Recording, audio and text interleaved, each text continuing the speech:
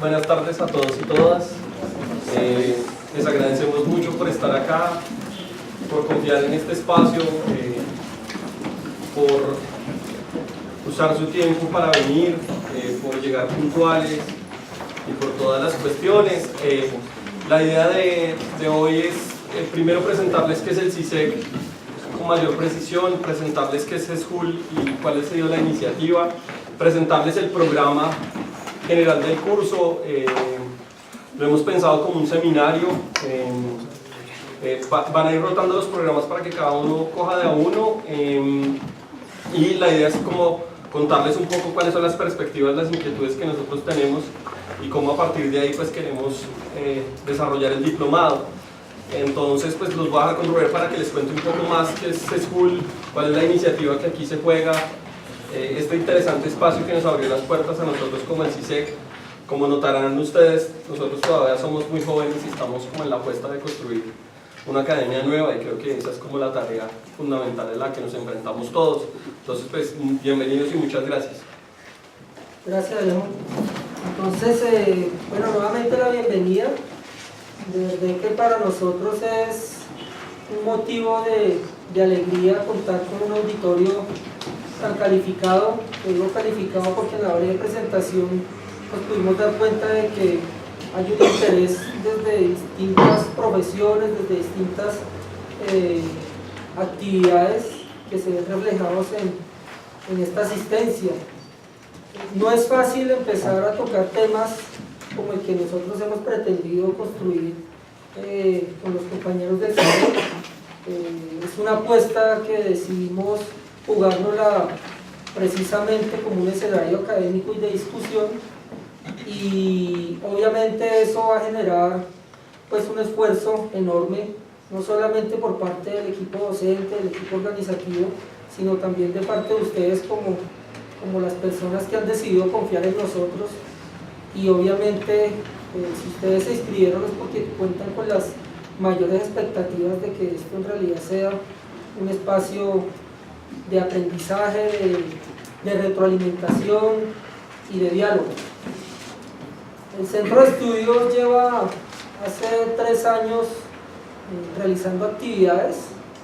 El Centro de Estudios nació como una iniciativa precisamente de estudiantes universitarios, quienes en el marco de actividades académicas, estudiantiles, y una vez egresamos de las universidades, pues observamos que el tema académico estaba muy monopolizado por el tema de las universidades, y otras veces estaba también muy sectorizado con centros de investigación que le brindaban poco espacio a nuevas promesas, digámoslo así, a jóvenes inquietos que querían buscar unos espacios un poco más autónomos. Entonces, siempre que queríamos pertenecer a un grupo o un centro de investigaciones, era obviamente desde el primer renglón, como los auxiliares de investigación, supeditados a una dinámica precisamente de la propia institucionalidad, sin que nosotros pudiéramos aportar desde nuestros propios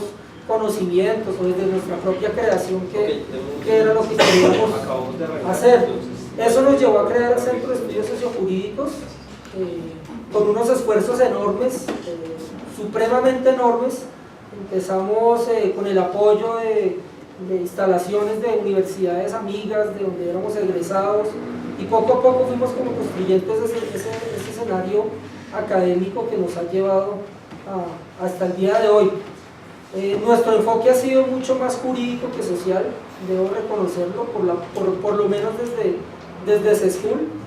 Nos hemos enfocado un poco más a los temas de actualización jurídica, a brindarle herramientas de litigio, a brindar herramientas de actualización, a hacer un debate más que todo dirigido a esos abogados litigantes que cuentan con limitaciones para hacer especializaciones, o que cuentan con el tiempo muy limitado para precisamente acudir a escenarios que las universidades muchas veces brindan, y que otra parte es que lo hemos tratado de hacer con un acceso muy económico, ¿sí? Distinto a temas universitarios donde pues el acceso no solamente se limita a temas de tiempo, sino de recursos.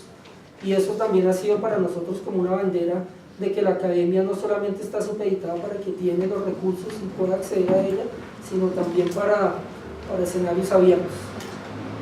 En CESUL hemos sacado ya 6 publicaciones,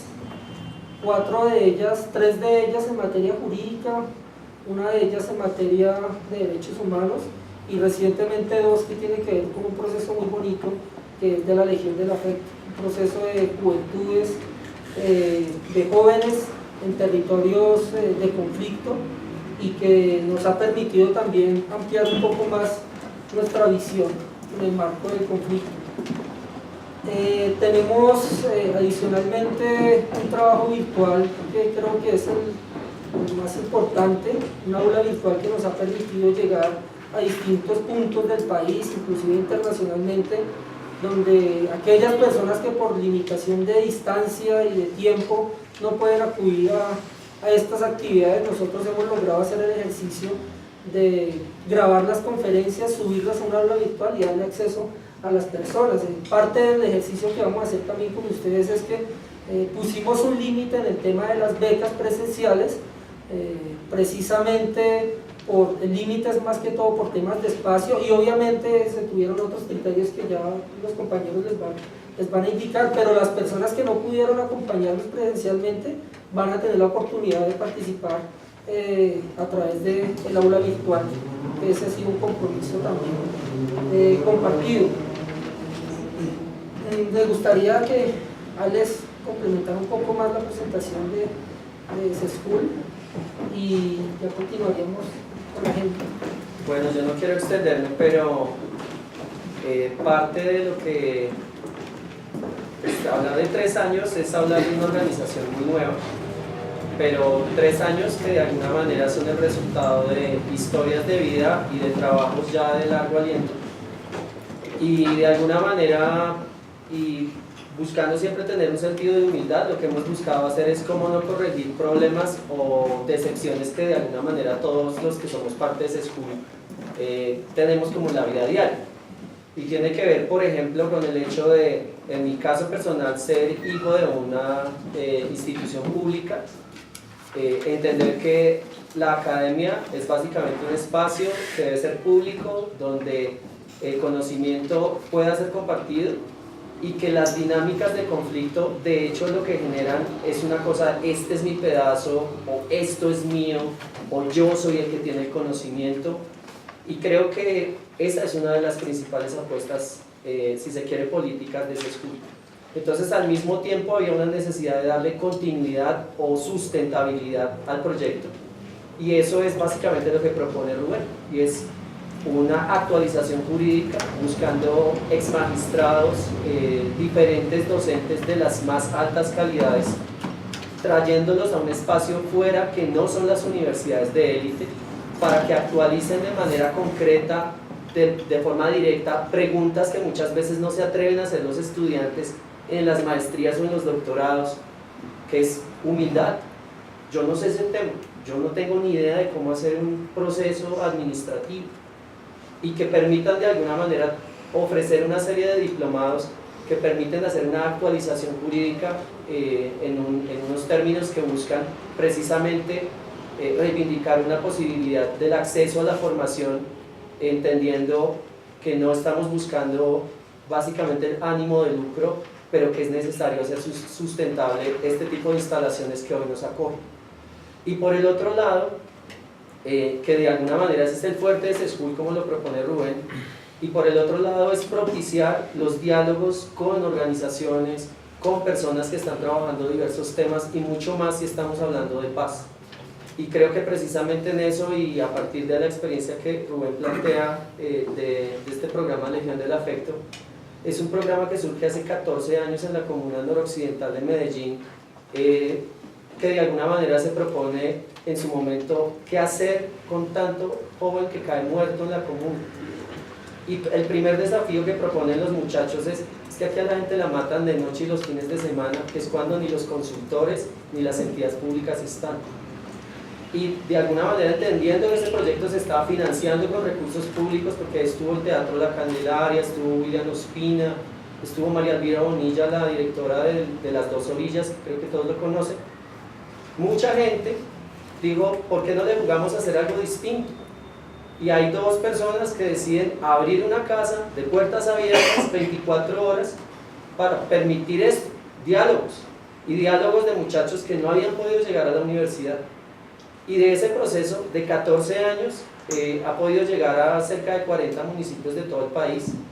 Ha generado una especie de diálogos muy necesarios para el país. Yo creo que en algún momento, y entendiendo obviamente los contenidos curriculares del diplomado, sería muy valioso generar esa posibilidad, por ejemplo, de algunos intercambios o algunos diálogos que permiten que, por ejemplo, un joven que habla hip hop y que vive en el distrito de Agua Blanca de Cali pueda tener la capacidad de hablar de los griegos, porque fue su única alternativa, dice él, para poderse haber despegado del bazuco. Y entonces de inmediato eso te confronta a decir qué tipo de gente es la que tiene este país y con qué capacidades, muchas de ellas desperdiciadas o no visibilizadas, podemos salir a la calle a encontrarnos independientemente de las orillas a veces en las que hemos estado, que creo que es uno de los mayores desafíos si estamos hablando de un diplomado de estas características, y es cómo logramos ser capaz de reconstruir puentes rotos, confianzas perdidas y enemistades ganadas por diversas orillas. Entonces, CESJUL tiene esas pretensiones, y yo creo que, pues, sin faltarle al respeto a lo que es la organización, para nosotros lo importante es constituirnos en un buen espacio, en un espacio amable que permita, por ejemplo, y creo que en una reunión previa lo hablábamos con los colegas, acerca de, siéntanse en la entera libertad de que este es un espacio para ser llenado de contenidos, de discusiones. Muchas veces la ausencia de tener un espacio limita muchas cosas, y creo que en la medida en que podamos seguir caminando juntos y tener esas claridades en cuanto a lo ético y cuál es nuestra propuesta política, que no es político-electoral, sino es de transformaciones, creo que también es válido la apuesta político-electoral, pero creemos que es también importante que la gente diga, es que esa es mi pretensión, yo quiero hacer eso y está bien, es válido, pero cuando hablamos, y creo que todos lo entienden, cuando hablamos de política hablamos de algo un poco más grande. Y en últimas, dije, no me quiero extender, pero es que las pasiones son esto, son el trabajo, y muy bienvenidos. Yo personalmente me siento muy contento y muy feliz de ver muchísimas caras nuevas, y este es un primer espacio donde le abrimos puertas ya no a profesionales del derecho o de las ciencias políticas, sino a personas que desde diversas disciplinas se están pensando el país y con las cuales, pues, sin lugar a dudas queremos tener una relación de más largo aliento. Muchas gracias a todos por estar aquí. Bueno, ahora queremos contarles un poco de cómo nació el CISEC, de cuál fue la idea, de por qué nos pusimos en esta aventura un poco difícil en un país donde el movimiento social es estigmatizado y donde la academia es paquidérmica, ¿no? Entonces nosotros estábamos como en esa diatriba de tratar de hacer algo diferente, inspirado, digamos, en la formación que teníamos. Como ustedes verán, los 5 profesores somos de formación filosófica, pura y neta, ¿no? Maestrías, pregrados, etc.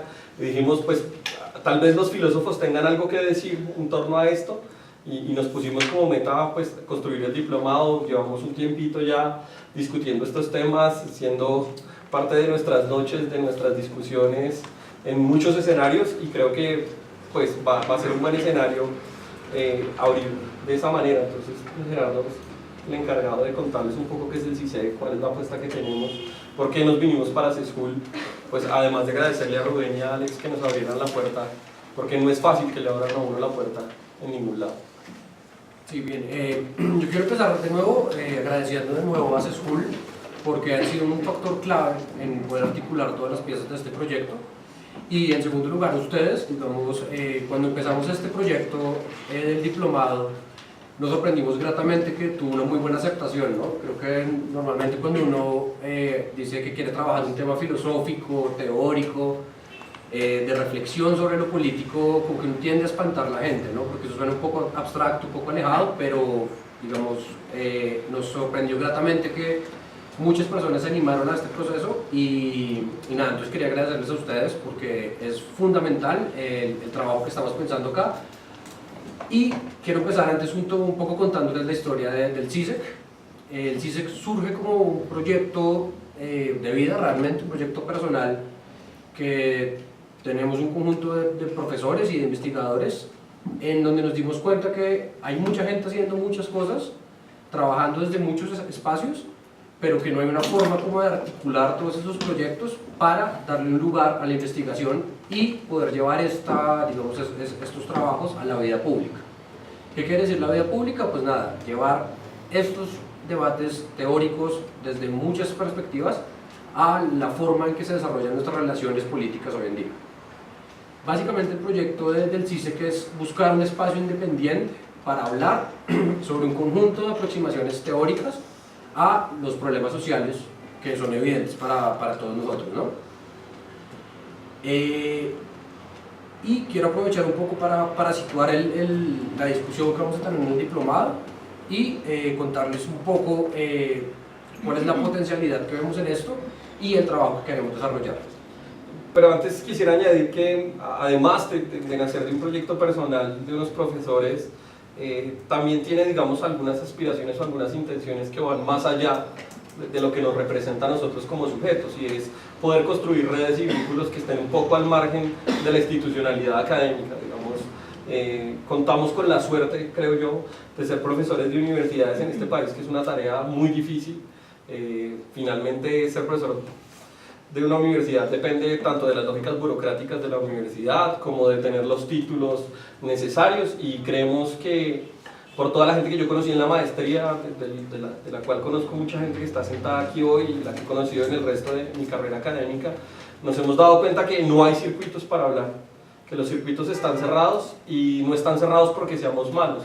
Los circuitos están cerrados porque las lógicas de la academia son unas, y a veces algunos de nosotros no respondemos a esas lógicas, y por eso queremos estar adentro y afuera de la academia. Yo creo que no es un ejercicio que se distancia, sino que lleva a la academia a otro escenario, y esa es la apuesta del CISEC. Están más que invitados a ser parte del CISEC. Creo que esta es la primera apuesta. Hay un texto base que mis compañeros no conocen, pero yo sí, que es, para mí, sí, exactamente, que es este texto famosísimo de Horkheimer, con el cual inaugura la Escuela de Frankfurt, que se llama La tarea actual de la filosofía social. Yo lo puedo compartir en el blog del CISEC para que lo vean y sientan más o menos hacia dónde es que vamos caminando y cuál es la noción de crítica que tenemos. Digamos que creo que ninguno de nosotros está lejos de esa noción de crítica de la Escuela de Frankfurt, y es hacia allá donde apuntamos. Ahora sí le doy paso a Gerardo, y es por qué hablar de paz, soberanía y conflicto, ¿no? Y pues ahí hay varias discusiones, porque fue una discusión larga decidir sobre qué hacíamos un diplomado, si hacíamos o no un diplomado. En principio queríamos hacer un seminario para nosotros interno, pero después nos dimos cuenta que era una labor estéril y que tal vez valdría la pena hacer otras cosas.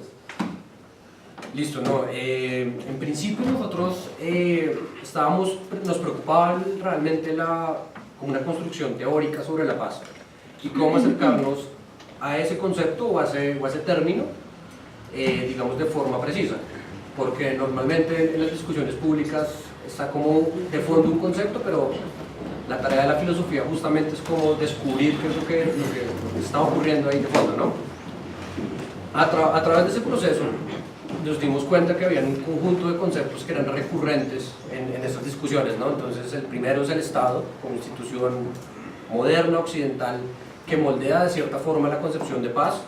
Junto con esto parecía el conflicto y un conjunto de recepciones contemporáneas en la filosofía que nos dan luces sobre esto, ¿no? En Colombia estamos un poco acostumbrados a pensar el conflicto con una carga necesariamente negativa, y un poco lo que queremos desarrollar y ver es cómo podemos llegar a nuevas concepciones del conflicto y analizar qué nos pueden aportar para analizar el concepto de paz. Bien, ese fue un poco el escenario y ese es un poco el tránsito por el que atravesamos para llegar a estos tres conceptos fundamentales que van a guiar toda la discusión del diplomado. digamos, hay cosas que aclarar, digamos, en este ejercicio, y creo que la primera tiene que ver con que este no es un seminario sobre la historia del conflicto armado, ni es un seminario ni un diplomado sobre cuáles son las alternativas de construcción de paz, digamos, estamos lejos de llegar allá. Y creo que en aras de abonarle a esta tarea de hacer teoría social crítica y de hacer teoría social comprometida, la primera tarea es empezar a pensar los conceptos que están en juego, digamos, en esta relación. Y si ustedes lo ven en la descripción del diplomado, lo que decíamos es, queremos hacer un recorrido por la historia de la filosofía política y de la teoría política clásica y contemporánea para preguntarnos cómo estos dos escenarios, que son la soberanía y el conflicto, terminan por transformar el concepto de paz. Digamos, creo que ahí Hobbes nos da muchas luces, pero las mismas luces nos las puede dar Foucault, así como nos las da Baudin, como nos las da Derrida, como nos las da Laclau, como nos las da Dussel. Y lo que hicimos fue empezar a buscar en nuestros intereses particulares en dónde estábamos representados, y un poco de ahí nació la construcción del programa, digamos. Eso es como que bueno, sí, no, perfecto. Y justamente a partir de lo que usted dice, lo fundamental que queremos a lo largo del diplomado es utilizar estos conceptos, que no se queden como meras construcciones, sino que los conceptos se vuelvan en lentes analíticos que nos permitan a todos, desde cada una de nuestras disciplinas, analizar ciertas dinámicas que nos preocupan en general. ¿Bien? Entonces, un poco la idea es hacer teoría y filosofía política, pero que cada uno pueda acercar estos conceptos a los trabajos que está realizando hoy en día. ¿Bien? Paso a la segunda parte, que es de nuevo creo que la invitación que ya había hecho Hernán, y es no invitarnos a participar activamente en este proyecto que se llama el CISEC. Justamente nuestro propósito es buscar un conjunto de personas que estén interesadas en producir conocimiento y alentar que lo puedan hacer, es decir, construir un conjunto de herramientas y de caminos que puedan ser útiles para producir conocimiento y afectar ciertas realidades sociales que le preocupan a cada uno. Les quiero contar que, y aprovechando la invitación, es el proyecto fundamental con el que queremos concluir este diplomado es la construcción de un libro que recopile todas las reflexiones que vamos a tener acá. ¿Eso qué quiere decir? Que pues todos están invitados a escribir, a participar, y que este escenario, más que un lugar solo de formación, nos invite a hacer muchas más cosas. Entonces ahí pues, creo que vale la pena recordar esa definición de Hegel que da de formación, ¿no? Que es un poco como incluir la mayor cantidad de puntos de vista en el propio. Entonces esa es la invitación, y que a partir de esto, desde cada uno de los campos en los que trabajamos, hagamos un trabajo riguroso de involucrar estos conceptos tan oscuros, tan amplios, ¿no? Porque funcionan para todo, en las discusiones fundamentales para producir nuevas ideas situadas en nuestros contextos específicos. Sí, digamos, como hemos pensado también la otra cara del CISEC, la otra cara del CISEC es empezar a divulgar conocimiento. Si hay una de las tareas fundamentales en las que se ha visto como truncada la academia es que publica muchos libros que nadie lee, ¿no? Entonces, chisme, hay una editorial argentina que se llama Hengt, que es una editorial de anarquistas argentinos, y tienen una sección de libros que a mí me parece muy interesante que se llama Libros que nunca serán libros, ¿sí? Y son todas estas tesis de grado, todos estos artículos, todas estas cuestiones que nosotros escribimos y solo leen nuestros jurados de tesis. Digamos que una de las tareas fundamentales es empezar a recoger todo eso que hacemos y empezar a darle divulgación. Pero eso implica necesariamente transformar el lenguaje con el cual nos comunicamos como académicos. Creo que si hay una tarea fundamental en la que nosotros estamos trabajando, es tratar de transformar el lenguaje para que sea más accesible a las personas. Por eso, digamos, el CISEC no pensó ni en los títulos que tenía cada una de las personas que venían al diplomado, y ni siquiera piensa en los títulos de los profesores, ¿sí? Digamos, ustedes ven la hoja de vida de nosotros y pues somos muchos parecidos a ustedes. Hemos hecho una carrera, un pregrado, una maestría, hemos publicado un par de cosas, pero no más. Y lo que hacemos, como dice mi profesor Castro Gómez, es aprender a leer y a escribir. Eso es lo único que hemos hecho y aún lo hacemos mal. Y en esa tarea de pulirnos estamos haciéndolo todo el tiempo. Entonces queremos que el diplomado sea un escenario de discusión y no solo vamos a aprender todos en conjunto, que es un poco lo que la academia nos ha olvidado, ¿no? Uno llega a recibir la clase del profesor y a escuchar todo el carreto que él tiene, pero el profesor jamás lo escucha a uno, jamás lo lee a uno con seriedad, y etcétera. Y creo que ese es el trabajo al que queremos apuntarle. Pues digamos, yo creo que podemos pasar ya a la presentación del programa. Ustedes tienen las hojas de vida de nosotros, como para que se enteren. El bonus track de este diplomado es tener a Santiago Castro Gómez sentado al lado de nosotros, pues para quienes lo conocen y para quienes no lo conocen, pues tengan la oportunidad de conocerlo. Pues es un tipo con un recorrido académico que ustedes pueden ver en la hoja de vida y que pues no hay que presentar. Él no puede estar con nosotros hoy porque está en México en este momento presentando su último libro, pero él va a estar en las últimas sesiones acompañándonos. Entonces, digamos, un poco el recorrido del programa es el siguiente, y es tratar de empezar a rastrear qué es eso de la soberanía. Creo que si algo se nos volvió problemático es el problema de la soberanía, incluso más que el problema del conflicto. Y es, yo revisaba algunos de los puntos de los acuerdos de La Habana, y en ninguno de los puntos encontré la palabra soberanía, ¿cierto? Solo la encontraba en los discursos donde Santos afirmaba que no se negociaba la soberanía del Estado, ¿sí? Y eso a mí me causaba bastante ruido, digamos, trataba de pensarlo y veía a las FARC decir, pero es que nosotros protegemos la soberanía del pueblo, y entonces a mí se me hacía muy problemático que era eso de la soberanía.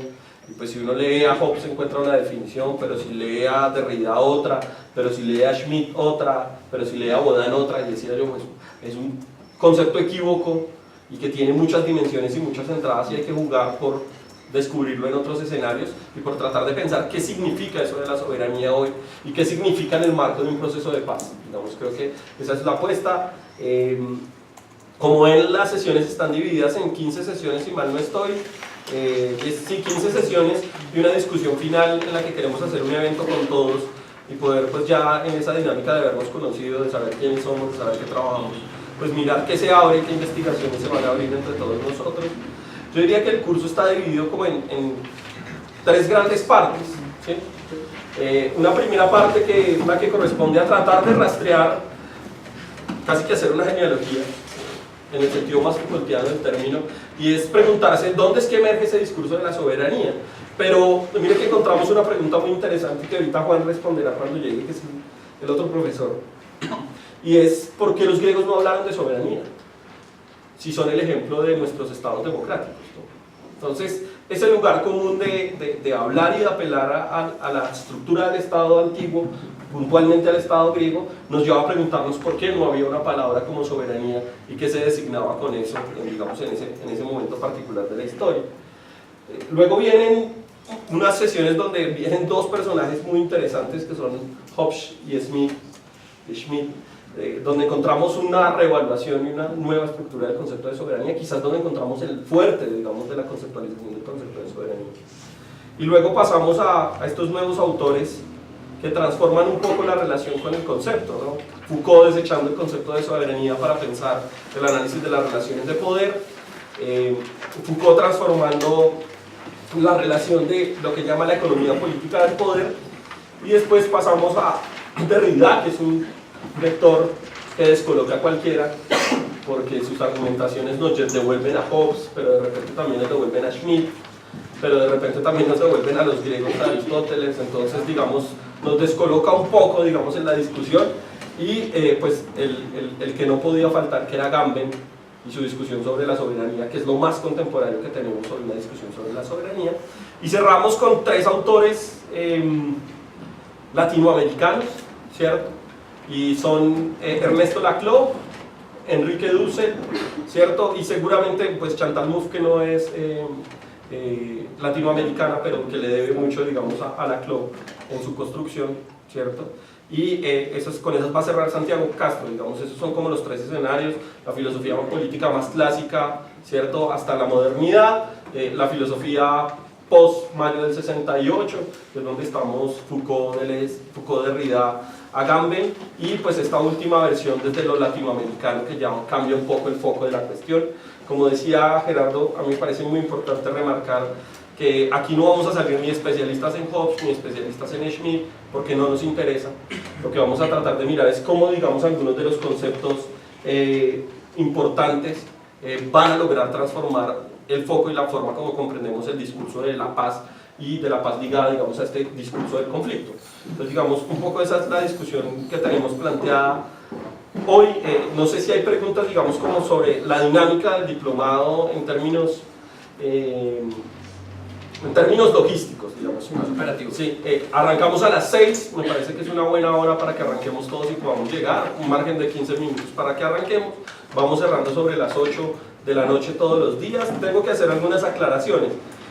Hacia el final del seminario las sesiones se corren de lunes a martes, porque si ustedes notan el calendario, sobre junio hay 3 lunes festivos seguidos.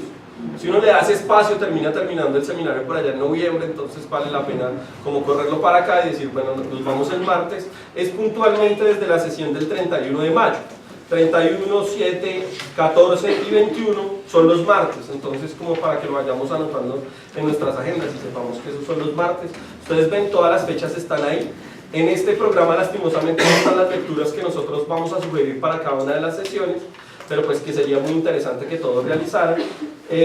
Estas las vamos a subir al aula virtual, seguramente van a estar en el blog del CISEC junto con la lectura de Horkheimer, ya que me comprometí, y pues vamos a arrancar de ahí. La idea es que todos podamos hacer la lectura del texto, van a haber unas lecturas obligatorias y unas lecturas recomendadas, que todos la leamos, que vengamos trabajando. Estamos haciendo la tarea de que todo esté en digital para que no tengamos que dejar copias ni nada de eso, entonces nosotros digitalizamos todo, subimos todo para que todos tengan acceso a.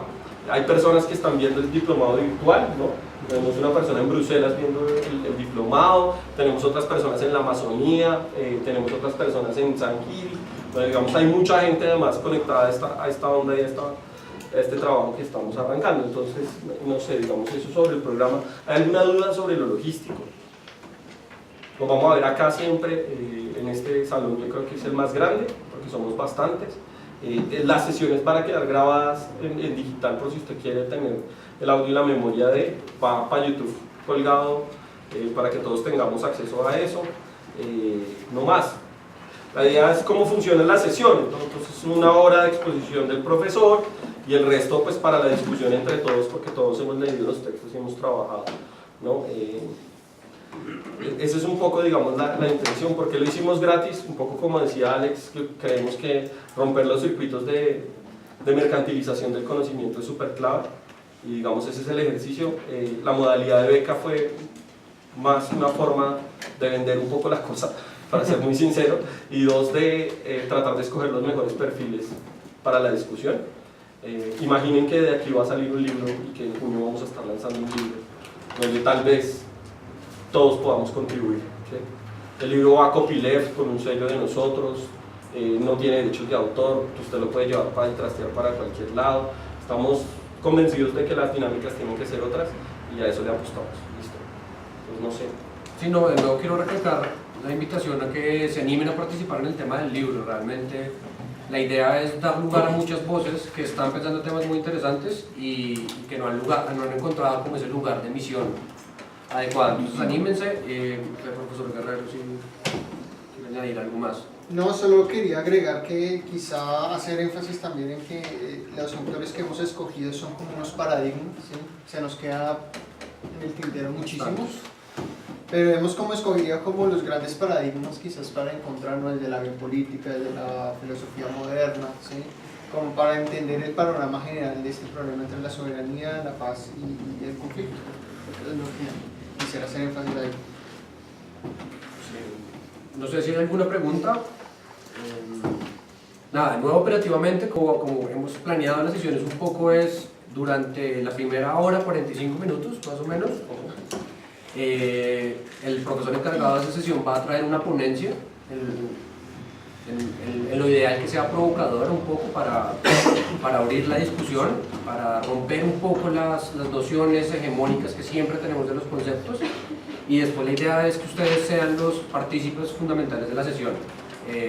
Eso implica un trabajo de lectura, pues un poco lo que hemos estado revisando, además de por el trabajo y el compromiso que ustedes tienen con el diplomado, son muy sugerentes todas, están muy bien seleccionadas para ser provocadoras, para poner en cuestión nuestros conceptos centrales. Entonces, además del interés académico, a modo personal yo se las recomiendo, son muy interesantes y se prestan para muchos debates, ¿no? Y de nuevo, recalcar esto es la idea de construir una caja de herramientas teóricas. No queremos ser, digamos, como lectores de lectores, sino construir herramientas que nos sirvan, en el sentido de Foucault, para analizar ciertos fenómenos, ¿no? No hacer teorías tan normativas y tan prescriptivas sobre lo que debería pasar, sino jugar a interpretar lo que está ocurriendo. Entonces, nada, bienvenidos a eso.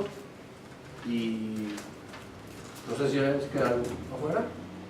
No, finalmente, digamos, pensando digamos, en las eventuales, la eventual acción del libro, lo que hemos pensado nosotros es sugerirles que al final del seminario escriban un texto de 4 páginas donde retraten, digamos, un poco la discusión o hacia dónde quisieran dar una investigación de parte de ustedes, y a partir de ahí pues haremos el filtro o todo el trabajo de tomarnos la tarea de leerlos, de hacerles comentarios, etcétera, etcétera, y de invitarlos pues a escribir en el libro junto con el equipo que está escribiendo en él, ¿sí? Entonces, digamos, eso es como la cuestión.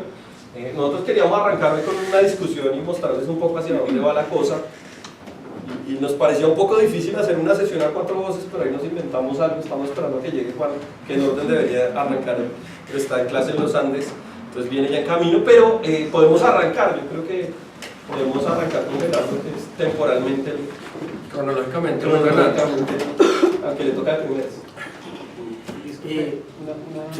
Una sugerencia tal vez metodológica, y es, si bien ustedes mencionan de las experiencias y los saberes que hay en este grupo, Una presentación. no, metodológicamente, ¿cómo podemos llegar a concretar unos espacios o momentos en donde podamos reflexionar? Obviamente vamos a reflexionar entre todos, pero creo que esos saberes que tiene cada uno los podemos en algún momento poner metodológicamente para poder plantear unas alternativas, no sé. Ok, me surge la siguiente idea. El espacio de CESUL está abierto para nosotros como CISEC, y si ustedes necesitan coordinar una reunión porque encontraron a alguien particular con quien quieren trabajar, nosotros podemos servir de puente de comunicación y prestarles el espacio para que se reúnan, digamos. Podemos pensar como en unas mesas de trabajo alternativas después de la mitad del seminario, donde ya se han despuntado, digamos, algunas líneas y donde la gente quiera trabajar, y hacemos unas mesas de trabajo pequeñas donde se pueda trabajar. Vemos un poco lo que Foucault siempre demandó toda su carrera, y es: yo quiero un seminario especialista donde pueda discutir con el resto de gente. Entonces me parece interesante que lo podemos hacer, y pues nosotros estaríamos muy prestos a hacerlo. Si quieren trabajar con alguno de nosotros, si quieren trabajar con Santiago Castro, si quieren, bueno, creo que podemos crear un circuito de comunicación en el que podemos empezar a trabajar todos al tiempo. Entonces, Juan. ¿Hay posibilidad de tener las ponencias antes? Pues digamos, como para motivar a la gente al derecho a réplica. Está bien, perfecto. Yo creo que al menos con 2 días de anticipación las pueden tener un día, ¿cierto? Igual no van a ser ponencias muy extensas, tenemos más o menos 12, 13 páginas pensadas en la ponencia, y pues creo que lo mejor sería que cada quien tuviera la ponencia junto con el texto antes de llegar. Con eso la discusión se vuelve un poco más interesante, ¿no? Entonces eso, sí, no, creo que no hay ningún problema. Pero también, teniendo en cuenta la primera observación, creo que también es importante decirles que la segunda parte, digamos, después de la ponencia, pues la idea es que ustedes tomen las palabras a partir de eso que ustedes conocen y trabajan, pues poderlo conectar pues con el tema específico de la sesión, de ahí van saliendo ideas, me parece que es un... Sí, yo creo que es muy interesante que las discusiones se traigan a colación estos problemas. Yo le insisto mucho a mis colegas acá que tratemos de aterrizar y de materializar las discusiones que plantean los autores, ¿no? ¿Qué significa, por ejemplo, que hoy un tuit de mucha gente cuestione el rollo de la soberanía energética? ¿Qué es eso de la soberanía energética? Desde Hobbes, ¿cómo podemos pensar eso? ¿Existe una soberanía energética? Y ese tipo de preguntas seguro nos saldrán a la pista acá, y desde ahí podremos ir avanzando. Me parece que esas pueden ser las 2 metodologías, tanto el ejercicio acá como plantear unas mesas de trabajo disponibles para hacer cosas. Sí, digamos, podemos arrancar por un grupo en Drive donde vamos anotando ideas y después miramos cómo concretamos reuniones más puntuales. Me parece que está bien. Listo. ¿Alguna otra precisión metodológica? No, ninguna. Listo. Entonces ahora sí le doy. Bien, un poco el concepto de soberanía es muy gris, ¿no? Digamos, hoy en día, va a regresar un poco. El concepto de soberanía, tal como se maneja en los estudios de filosofía política, casi que está enmarcado en la teoría del Estado moderno y en la modernidad filosófica. Normalmente se piensa en Baudin, pensador francés como el origen de este concepto, ¿no? Que escribe su texto en 1561, si no estoy mal, más o menos por ahí, y es donde surge esa primera concepción de soberanía. Lo curioso de este fenómeno es que es una concepción ligada al desarrollo del Estado absolutista europeo, ¿no? Un poco ligada al desarrollo de las monarquías en Europa, en el desarrollo del siglo XVI, XVII y XVIII. Sin embargo, con el paso del tiempo tiene una recepción bien interesante en la teoría democrática. Entonces ese es uno de los principales problemas que tenemos con el concepto, ¿no? Lo tendemos a acercar a ciertas prácticas políticas, pero después el concepto como que cobra vida propia y se nos mueve a otro lado. Hoy en día, en particular a mí me llama la atención que este concepto que yo les hablaba, que es un poco conservador, ha tenido una recepción interesantísima en las izquierdas, ¿no? Y un poco eso va a lo que decía el profesor Cortés de la idea de la soberanía energética o la soberanía alimenticia. Son dos conceptos de los que se han apropiado las izquierdas para recrear prácticas políticas que hoy en día, digamos, ponen en cuestión el Estado y la democracia. Entonces hay un poco esa dificultad de tratar el problema de la soberanía, y digamos un autor que nos quedó faltando acá, que es clave para entender un paso, es Rousseau. Sin embargo, ustedes entenderán, es muy difícil tratar de abordar todas las grandes líneas de pensamiento en 16 semanas. Pero yo creo que Rousseau va a estar un poco ahí en el fondo de nuestra discusión, entonces, y si alguien es un conocedor de Rousseau, nos podría ayudar mucho para el desarrollo de las sesiones. Me parece fundamental empezar a hablar un poco por qué empezamos con estos autores, ¿no? Es un poco mostrar cuáles son las líneas de pensamiento con las que queremos trabajar a lo largo del programa. Entonces, ahora el profesor Juan Ricardo que llegue nos va a mostrar un poco por qué este concepto puede ser considerado novedoso en la teoría política moderna, y yo me voy a adelantar un poco a él para hablarles de Hobbes. Entonces, Hobbes es el autor donde el concepto de soberanía cobra mayor importancia, y a partir de ahí todas las teorías de la soberanía se remiten a Hobbes. La propuesta de Hobbes es muy interesante. Él parte de comprender la soberanía como el alma del cuerpo artificial que es el Estado, ¿no? Entonces, para hacer un pequeño recuerdo, Hobbes parte de comprender el Estado como una persona artificial que surge a partir de un pacto social. Lo clave ahí es entender que el Estado como institución no actúa antes de la soberanía. Entonces es un paso fundamental para comprender por qué la soberanía es importante en Hobbes. Para mí es clave entender que en Hobbes la soberanía implica ciertas facultades, pero tiene ciertos compromisos normativos que desarrollaremos en la próxima sesión. Esto es solo una idea general. Y además, yo no sé si para todos es lo mismo, pero digamos, Hobbes escribe en un contexto muy parecido al de nosotros. Hobbes escribe el Leviatán en el contexto de las guerras de religión en Inglaterra, y básicamente ¿qué estaba pasando? Pues la gente se estaba matando en la calle, y es un contexto bastante parecido al de nosotros. Por eso la gran preocupación normativa de Hobbes, ¿cuál es? La paz. Y pues por todo lo que estaba diciendo, creo que el vínculo entre paz y soberanía es claro. En Hobbes vale la pena problematizar bastante esta noción de conflicto, entonces eso ya lo veremos.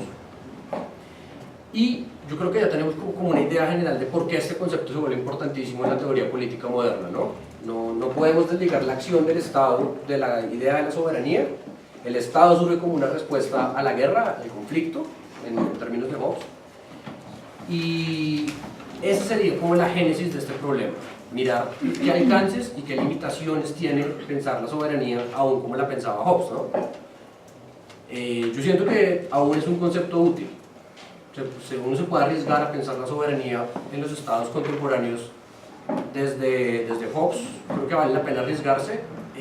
De una les adelanto, cuando yo traiga mi postura y mi ponencia, quiero jugar un poco a hacer una lectura conservadora de la paz. En Colombia hemos pensado un poco la paz desde la izquierda, y ha sido el escenario más fructífero, donde más se ha escrito, donde más hemos hablado de eso, pero pongámoslo en cuestión como un concepto meramente conservador. Entonces, de una me adelanto, pues para que vayan provocándolos. Espantando. Sí, también. Vaya a espantar a la gente. Entonces, lo que quiero jugar un poco es a romper con las imágenes dicotómicas y estáticas que tenemos sobre la paz. ¿Bien? No sé si les hablo un poquito de Schmitt de una. No sé si alguien tiene alguna idea sobre Schmitt. ¿No? ¿Sí? ¿Y nos pueden decir algo más o menos? Como...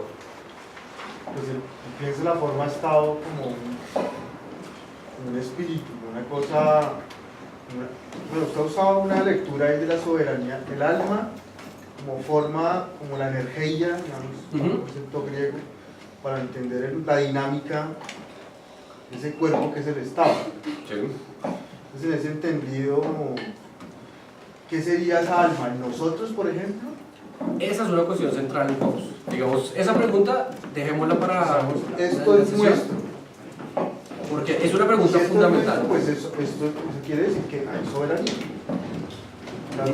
Pero eso es más como claro, si se mira como el alma, pues es muy distante del cuerpo, de la dinámica y de la materialidad. O sea, es como sí, como lo plantea Schmitt, un espíritu ahí. Pero entonces, claro, lo de Schmitt también es peligroso porque eso trajo, pues, Schmitt es un fundamentador filosófico del nacionalsocialismo. Entonces, digamos que él es el padrino de una, digamos, político, ¿cierto? Si Heidegger era el padrino ontológico de los nazis, pues este va a ser el padrino político, y entre los dos pues van a ser prácticamente los pilares de lo que ya pasemos que pasó, Sí. y contra lo que reacciona la escuela crítica, ¿no? Porque toda la escuela crítica es casi mandar un rastrillo contra toda esa teologización de lo político, que es lo que hace un poco... Pero que vuelve a salir por la puerta de atrás, ¿no? Digamos, porque si uno ve a Benjamin, digamos, termina entendiendo que uno no puede distinguir de manera muy clara la discusión entre teología y política. Y justamente, o sea, digamos, y Foucault también lo plantea, digamos, cuando Foucault plantea el rollo de la espiritualidad política como plataforma, ¿cierto?, elemental para pensar lo político contemporáneamente, creo que vuelve a entrar por atrás la discusión sobre lo teológico. Digamos, por eso es que Schmitt cobra tanta importancia, digamos, en el ejercicio de volver a pensar estos conceptos que son conceptos que tienen una tradición. Pero también entendiendo que el concepto religioso de ninguna manera es estático, o sea, esto de la espiritualidad y de lo que hoy por hoy podríamos asumir es una noción, si se quiere, religiosa. Estaba también presente en las discusiones de construir el concepto y la orientación, si se quiere, de esa espiritualidad. Bien, entonces, justamente el punto al que quería que hablar era un poco ese. Schmitt es un teórico del nacionalsocialismo, digamos, y es fundamental aclarar eso. Y, sin embargo, lo que quiero que hagamos con esto es que juguemos con los conceptos. Es decir, hay que romper un poco, como diría Derrida, romper un poco la idea de la intencionalidad del autor y entender el texto en un entramado de relaciones políticas y sociales que vale la pena explorar.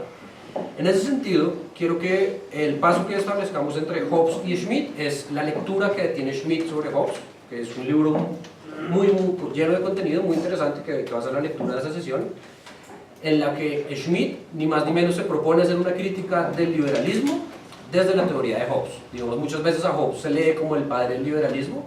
Pues bueno, lo que quiere hacer Schmitt un poco es poner a jugar a Hobbes contra Hobbes, llevarlo a sus últimas circunstancias y mirar qué podemos analizar ahí del Estado, del liberalismo y de nuevas prácticas políticas. Entonces ese es el vínculo inicial que quiero establecer entre Schmitt y Hobbes, y después llegar a analizar la teoría jurídica en clave de la teoría política de Schmitt. ¿Qué quiere decir esto? Partir del concepto de lo político, que es uno de los textos fundamentales, para analizar el decisionismo jurídico, que es la teoría en la que la soberanía recae solamente en aquel que puede decidir cuándo instaurar el estado de excepción. Bien, es decir, cuando el estado de sitio, cuando se suspende la norma jurídica tradicional. Un poco ese es el camino que yo quiero trazar para jugar un poco con los conceptos. Bien, Schmitt es un autor oscuro, sugerente, eso sí, pero quiero que lo tratemos de mirar en clave de una crítica al liberalismo. Un poco estamos acostumbrados en la academia, creo, a pensar las críticas al liberalismo desde la izquierda, pues juguemos un poco con buscar de dónde podemos buscar herramientas más certeras para criticar el liberalismo. Y Schmitt ahí es fundamental con esa lectura que tiene de Hobbes y con una nueva teoría jurídica. Pues no sé si nueva, pero al menos... Sí, no, ya eso ya estaba en Hobbes, pero sí es una teoría jurídica al menos bien provocadora. Profesor Romero, buenas tardes, lo más esperado de la noche. No, estamos digamos un poco como en la discusión que se está planteando. El profesor Juan Ricardo es también parte integrante del CISEC y es la parte que no tenemos todos, y es que trabaja otra filosofía que nosotros no trabajamos, y que eso nos da un enfoque disciplinar muy interesante. Entonces, digamos, estamos como contándole al auditorio y a las personas que amablemente vinieron hoy, como cuál es el horizonte del seminario, cuáles son las discusiones que usted va a plantear desde el inicio, y digamos, cuál es el reto intelectual que se les va a ofrecer en este ejercicio. Bien, digamos que el concepto de soberanía es un concepto que tiene su primera aproximación en lo que podemos llamar una filosofía moderna, ¿cierto? De la que vienen los contractualistas como Hobbes, Rousseau, ¿cierto? Sin embargo, si tomamos como definición estándar que la soberanía puede verse como un discurso que justifica, que diseña, que legitima una autoridad última dentro de un orden político, yo creo que conviene preguntarse qué tanto está presente eso en la filosofía griega. ¿Sí? Yo trabajo en filosofía griega en especial. Hay un chiste muy interesante de alguien que no vale la pena mencionar, pero es que todos los problemas filosóficos de relevantes ya los había pensado en griego. Entonces, en cierta medida conviene investigar si la noción de soberanía a la cual nos vamos a acercar desde muchas perspectivas puede encontrarse en la filosofía griega. ¿Qué es lo que sucede con la filosofía griega? Que la filosofía griega es un término que dice mucho, pero dice muy poco. Es una cuestión amplia, tiene muchas aristas, es una cuestión frondosa. ¿Sí? No es lo mismo estudiar el siglo IV, el siglo V, es absolutamente diferente. ¿Bien? Mi camino, mi método 2, es preguntarme hasta qué punto ese concepto de soberanía, ¿cierto? Un concepto que es proteico, que es maleable, pero que se puede delimitar, se puede encontrar en, digamos, en Platón, Aristóteles, Sócrates, se puede encontrar en la tragedia griega, en la comedia griega, en la literatura griega del siglo XV. ¿Cuál es mi hipótesis de investigación? Mi hipótesis de investigación es que la soberanía, sobre todo la soberanía popular, en el contexto de una democracia, es algo loable y aplaudible. Se busca que el pueblo sea soberano, ¿cierto? Como podría indicarlo el himno nacional de la República de Colombia. Sin embargo, en los griegos vamos a ver que esa soberanía popular va a ser criticada no solamente por los filósofos, sino por los trágicos, por los literatos, y vamos a ver cómo se puede invertir esa noción de soberanía popular para dictaminar lo que podría verse como una tiranía del pueblo que va a criticar tanto Platón. Más o menos esa es mi apuesta en este seminario. Entonces, espacio-temporalmente lo que sigue es el ejercicio mío, y a mí me toca la tarea del crítico. Entonces a mí como me gustan todos estos autores que dicen poco y mucho, sobre todo poco y mucho, nada, pues yo estoy encargado, digamos, como de la parte de Foucault, porque yo encuentro que en Foucault hay una crítica muy seria, digamos, a la tradición liberal del pensamiento por un lado, y hay un cierto interés de parte de Foucault por deshacerse del concepto de soberanía dentro de la estructura de lo que él llama el análisis económico del poder, ¿cierto? Que será, digamos, es que es complejo, porque el mismo planteamiento de Foucault es desechado por él mismo en la última lección del curso de Defender la Sociedad, ¿cierto? Que quienes lo hayan leído pues ya entenderán que toda su discusión sobre esta analítica bélica del poder es desechada al final por un nuevo horizonte que es el de la gubernamentalidad, que finalmente nunca se concreta, y que yo voy a intentar es tratar de criticar a Hobbes, tratar de criticar a Schmitt y tratar de criticar, digamos, lo que se ha dicho en este momento en el seminario, para tratar de pensar, digamos, cómo desechar el concepto de soberanía nos ayuda a pensar, digamos, el concepto de conflicto por aparte y cómo ese concepto de conflicto nos permite pensar el marco de la situación actual, digamos, pensando en este horizonte de la gubernamentalidad en Foucault. Es muy chistoso porque cuando yo discutía con Santiago la construcción del diplomado, pues él me decía, lo de gubernamentalidad me toca a mí, no a usted. ¿Cierto? Pues él es autor de un texto que se llama Historia de la Gubernamentalidad en Foucault, y etcétera, etcétera. Y pues yo voy a intentar hacer una lectura muy diferente a la que Santiago plantea en el libro, sobre todo basado en la primera parte de defender la sociedad. Entonces creo que va a haber una discusión interesante, sobre todo porque me tocó la hora de discutirle al maestro, entonces pues se viene toda una tarea de tratar de leer varias cosas. Yo lo primero que quiero es mirar qué implicaciones tiene en el análisis político desechar el concepto de soberanía, ¿sí? Y cómo eso, digamos, afecta a las lecturas políticas contemporáneas. ¿Sí? ¿Cómo así que si no hablamos del concepto, si no hablamos de soberanía hoy, podemos hablar de paz? ¿Cómo así que las FARC-EP hablan de paz y soberanía? Bueno, y tratar de problematizar esto, y es qué significa desechar el concepto de soberanía como un concepto de la tradición política, de la historia política contemporánea. Sobre todo, digamos, aludiendo, digamos, a lo que dice Juan, y es que el concepto de soberanía parece estar en todas partes, desde el himno nacional hasta, ¿cierto?, la soberanía popular. Los movimientos sociales les encanta hablar de soberanía popular, sin saber mucho de eso, creo yo, de manera muy crítica. Hablan de soberanía alimentaria, pero... ¿sí? Entonces, digamos, esto como que se ha convertido más en un cliché que en un ejercicio, ¿sí? Y creo que hacernos las preguntas correctas puede ser el camino para poder construir los conceptos, para poder leer nuestra realidad. Creo que lo más importante que me ha enseñado Foucault es que es más importante hacerse preguntas que darse respuestas. Y creo que esa es la tarea fundamental a la que me quiero enfrentar. Después quiero pasar, digamos, a ver qué es lo que pasa, y ustedes lo pueden ver en el programa, ¿cierto? ¿Qué es lo que pasa con este bellísimo curso donde Foucault está leyendo justamente a Baudin, donde justamente está leyendo a Hobbes, donde justamente está leyendo a Schmitt y a un montón de autores de lo que Foucault denomina la razón de Estado, ¿no? Entonces yo quiero tratar de dibujar un poco la discusión que se plantea la discusión que plantea Foucault entre la diferencia entre el poder pastoral, la razón de Estado y el poder gubernamental. Digamos, cómo pensar esa analítica implica crear nuevas categorías políticas, como lo son la categoría de territorio y de población, para releer la discusión que se está planteando de fondo, que es la discusión sobre el concepto de libertad. Si para mí hay una discusión importante en el rol de la soberanía, es la discusión sobre el problema de la libertad y de la libertad política, en ese sentido. Y creo que es algo que hasta el momento no hemos dilucidado muy bien y que me parece que vale la pena pensar desde Foucault, y es cómo este engranaje de las relaciones de poder cambia de manera definitiva el lenguaje de lo político, y eso es lo que a mí más me interesa.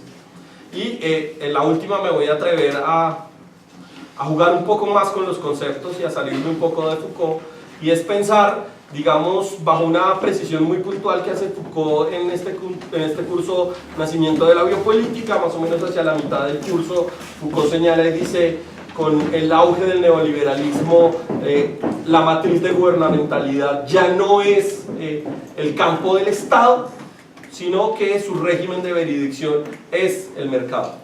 Y eso pues debe tener unas implicaciones al nivel de lo político bastante sugerentes, y yo lo que quiero pensar es si la soberanía hoy la tiene el mercado en sus manos, ¿cierto?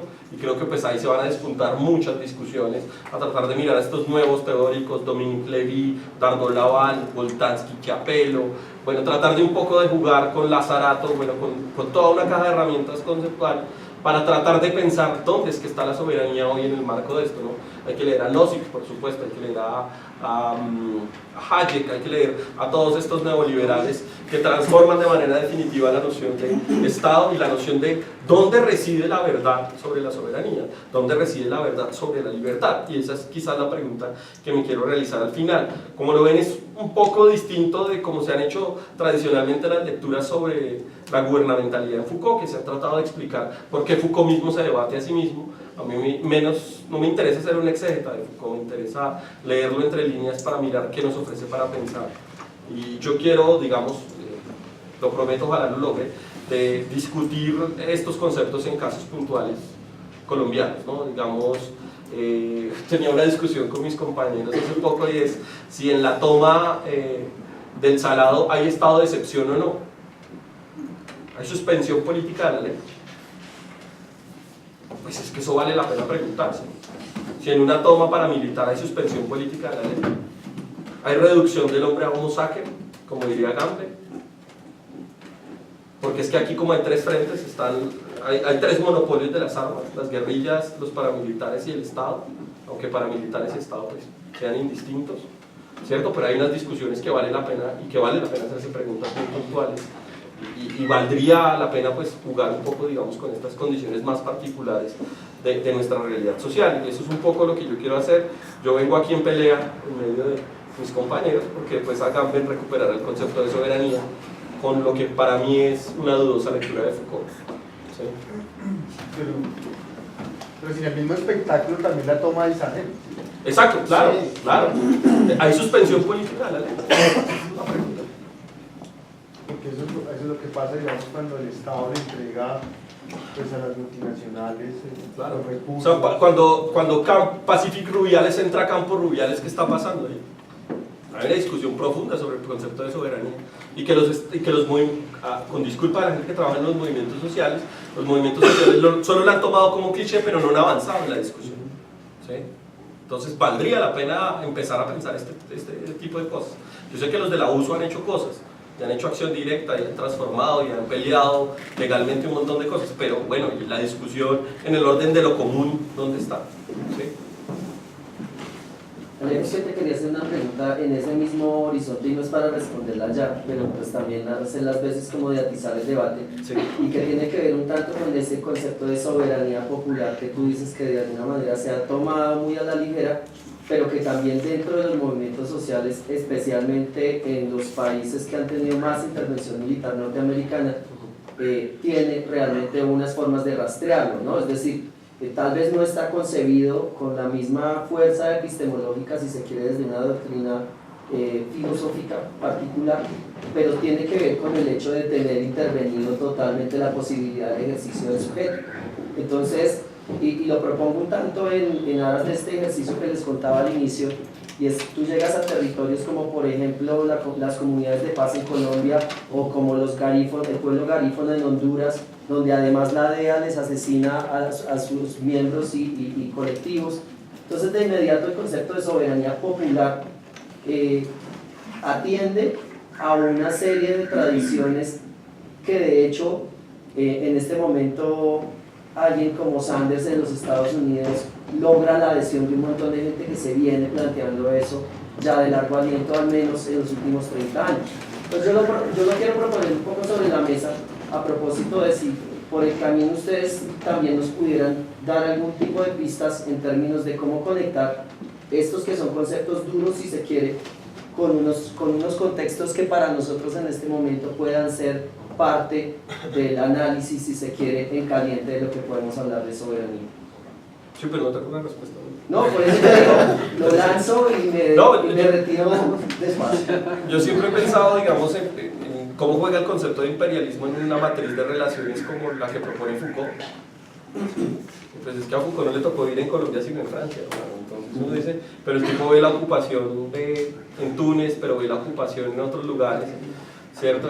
En Argelia, y pues sí, tiene manifestaciones, pero el concepto de imperialismo, borrado casi que de un tajo, no permite volver a plantear este tipo de discusiones. Incluso de manera conservadora valdría la pena preguntarse qué significa eso, ¿no? Sí, a mí me parece que es muy válido. Intentaré abordarlo. Yo estoy con la responsabilidad de hablar de dos autores, Derrida y el señor Giorgio Agamben.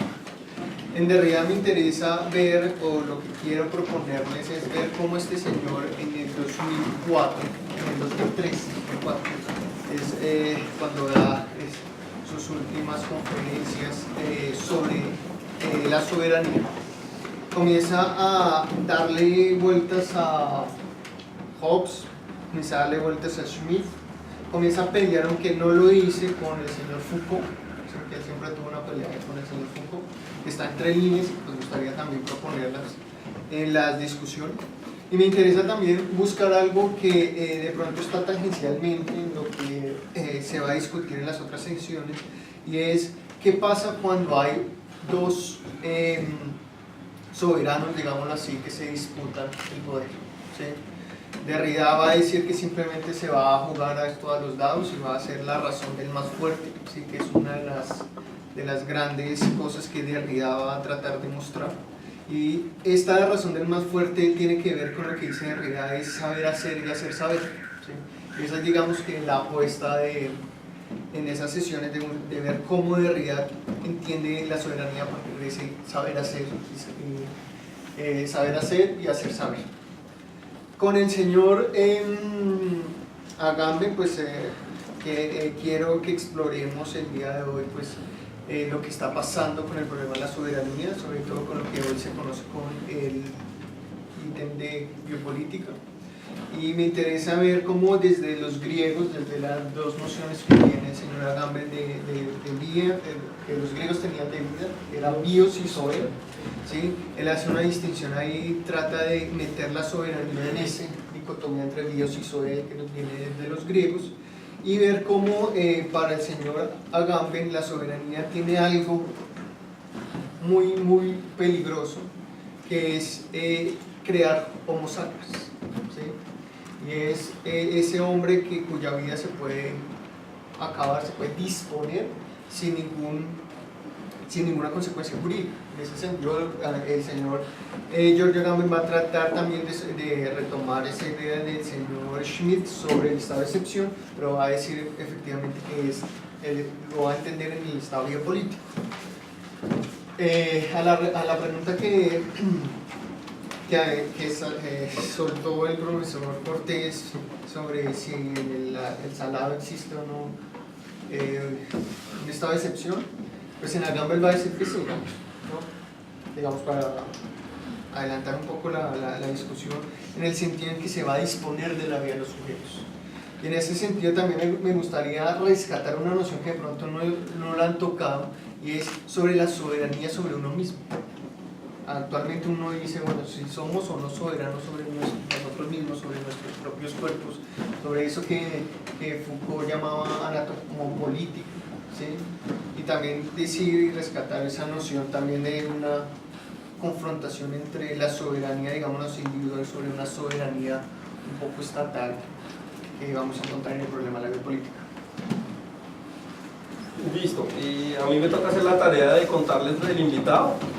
Entonces, pues nada, yo llevo trabajando un tiempo con Castro Gómez y le he seguido mucho la pista a qué es lo que dice el hombre, y pues últimamente el tipo, como un chiste muy bueno que tiene Gustavo Quirón a propósito de Santiago, y es que de Foucaultiano y singularista pasó a universalista a través de Zizek.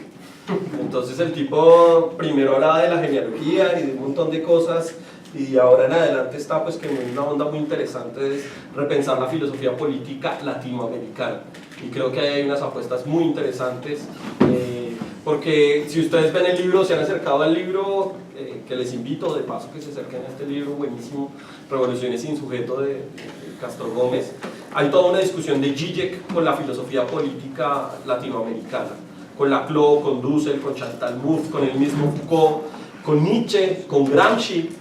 Para sorpresa de los marxistas encontré una parte muy bello en ese texto de Revoluciones sin sujeto de Castro Gómez sobre Gramsci, que me ha dejado bastante impactado porque es una lectura paralela de Gramsci y Nietzsche. Pues que para quienes lo han leído creo que no es tan loco, pero que hay que tomarla con pinzas. Entonces yo cuando le propuse y le propusimos al profesor Castro Gómez que participara en el diplomado, le decíamos que nos contara un poco de esta nueva versión de la filosofía política latinoamericana, y el tipo me dice arranquemos con Laclau, que es el que rompe de nuevo otra vez la discusión sobre el conflicto. Es decir, desde su famoso texto con Chantal Mouffe, Hegemonía y Estrategia Socialista, hay una reinvención del concepto de conflicto, ¿cierto?, para hablar de nuevo en categorías schmittianas del concepto de amigo-enemigo, ¿cierto?, y del concepto de antagonismo político. Y creo que ahí hay una apuesta bien interesante de parte de Santiago, y es mirar qué es lo que pasa con una ontología del conflicto, un poco para tratar de abordar esta pregunta que nos lanza el profesor Guerrero, y es ¿existe una soberanía con nosotros mismos? Eso no tendría que ver con una cuestión ontológica puntualmente. ¿En qué sentido hay una cuestión ontológica en ese punto? Y luego es mirar un poco, digamos, cómo la filosofía de la liberación apuesta, digamos, por también unas transformaciones, especialmente, digamos, en este texto de Dussel sobre sus tesis políticas sobre Marx, que es donde reinventa, digamos, la filosofía de la liberación en términos de una categoría política que a mí me parece bastante interesante, que también los invito a leer.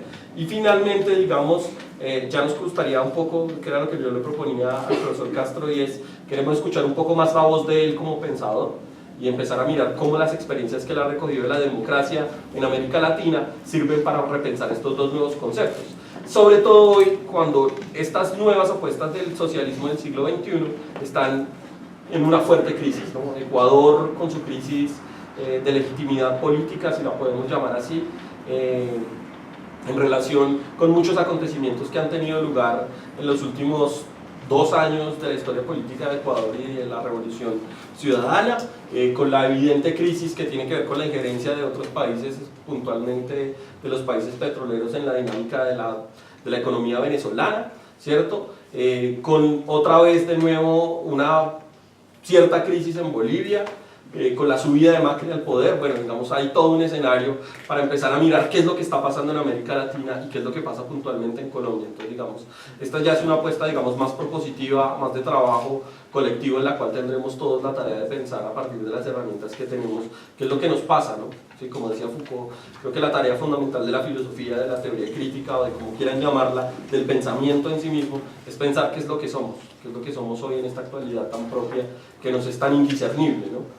Y muchos de los filósofos, y por eso uno se cansa un poco de las facultades de filosofía, es que las facultades de filosofía siempre están pensando en reversa, en lugar de pensar propositivamente, y creo que una de las tareas fundamentales es usar los conceptos para pensar nuestra actualidad, aquí y ahora.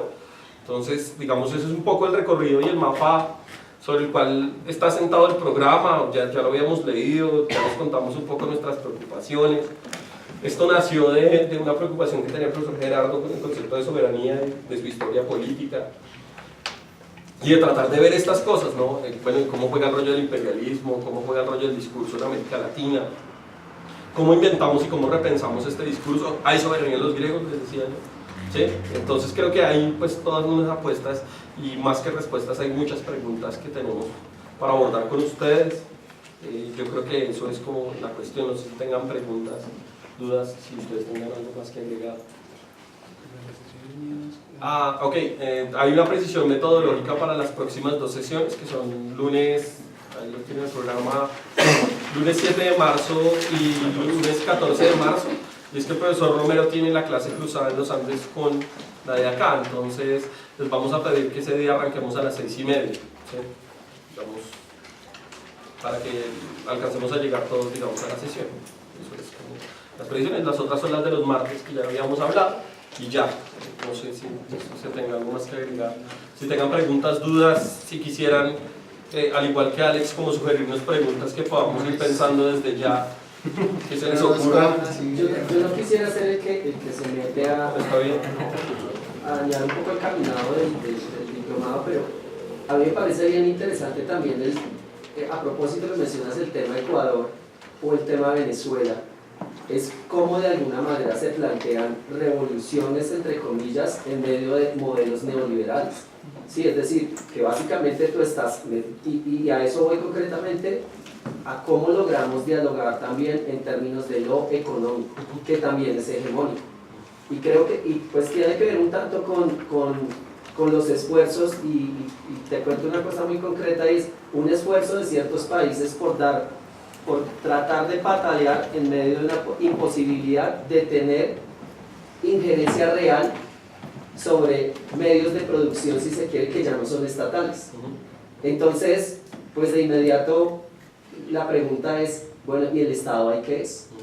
Sí, que es pues muy pertinente para aquello de cómo podemos ir enriqueciendo el diplomado en términos de futuras experiencias también, de cómo otros ejercicios disciplinares nos permiten empezar a hacer diálogos de profundidad y de darle densidad a la discusión que estamos proponiendo en el marco del diplomado, que de nuevo es una forma de ir creando las redes y que pues lo ideal, por ejemplo, ahorita vengo de un diplomado en México, no caer un tanto en ejercicios de arrogancias donde teníamos docentes que tenían expertos de 8 países y todas las discusiones eran de cátedra magistral.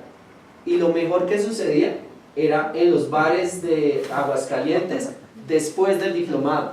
Por eso también los invitamos. Pero eso siempre pasa. Más que lo un poco difícil. Y que acá quedan un poco más cerca. Pero ¿cómo logramos perder los miedos, el ir proponiendo ciertas cosas que nos permitan incluso abrir espacios chicos dentro del ejercicio del diplomado? Y lo digo con el mayor de los respetos al ejercicio que han venido haciendo de construcción, que permita ir enriqueciéndonos y salir un poco del esquema convencional, que es bien difícil de hacer, de que la academia es yo desde acá soy la cátedra magistral y tú estás acá para escuchar.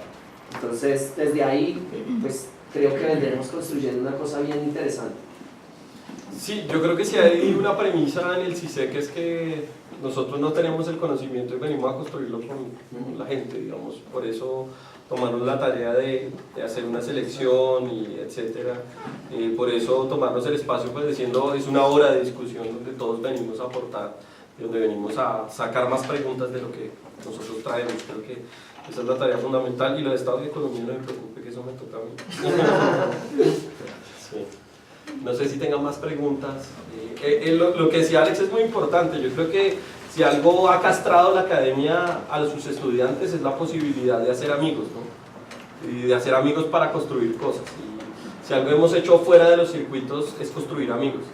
Y ustedes verán a muchos de los que están sentados acá los conozco, y los conozco de esto, de hablar, de discutir en la calle, de fumarnos un cigarrillo, de mirar otras alternativas y empezar a discutir cosas, porque creo que ese es el circuito por el cual circula el conocimiento. Sí, como decía Foucault, la preocupación fundamental es por los saberes que no están dominados aún, ¿cierto? Porque ahí es donde se generan las resistencias, ¿sí? Y tal vez nosotros a veces somos muy pasivos en la generación de resistencia. Y creo que estén acá ya es una apuesta por empezar a discutir cosas, por empezar a hacer cosas, un poco al margen de esa academia de la cual reniego, pero vivo. No sé si tengamos... ¿Cuál? Sí, también me parece que es un panel muy eurocéntrico. Pues muchos autores, o sea, también creo que hay que recuperar las voces latinoamericanas. Bueno, pues se traduce, ¿no?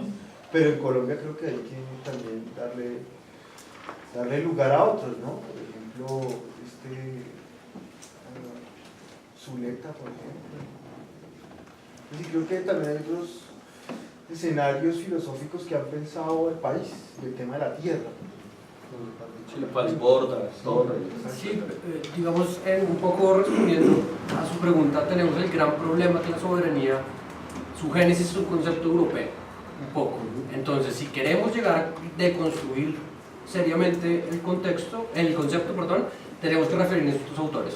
Digamos, ese puede ser el paso fundamental para después trabajar en el libro, puede ser un camino, o incluso para otro diplomado, pero por ahora, digamos, concentrémonos un poco en rastrear cómo es el camino de este concepto. Y a partir de eso podemos hacer cosas bien interesantes con nuevas concepciones como la tierra, digamos, es fundamental. Yo creo que el diplomado no está encasillado en saber qué tanto aprende el auditorio de lo que dijo Hobbes o Schmitt, sino de qué tanto lo discute, más bien. Entonces creo que la tarea es justamente esa, y empezar a dialogar con otras cosas. En principio propusimos este camino porque es el que nos permitió trazar el legado de los profes, pero yo creo que el escenario está abierto a discutirlo un poco y en unos eventuales espacios generar otras discusiones, ¿cierto? Sí, porque por ejemplo cuando los indígenas salen a marchar no tienen en la mente a Foucault. Sí, claro. O sea, en lo que ellos tienen es al chamán que les está interpeliendo, está diciendo salgamos y movilicemos porque o sea, ellos sí están sintiendo, su interlocutor es la tierra, no el autor.